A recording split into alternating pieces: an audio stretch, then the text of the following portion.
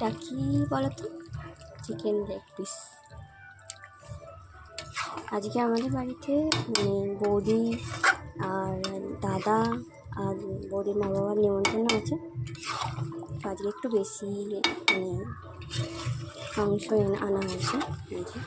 কষা হয়ে গেছে, এটাকে আমি জল ঢালবো।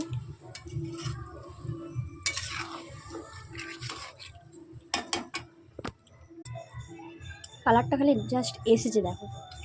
এতে গুঁড়ো লঙ্কা, হলুদ যেগুলো মশলা দেওয়া সেগুলো দেওয়া হয়েছে, কাশ্মীরি লঙ্কা গুঁড়ো দেওয়া হয়নি, ফুড কালারও দেওয়া হয়নি, কিন্তু কালারটা দারুণ এসেছে।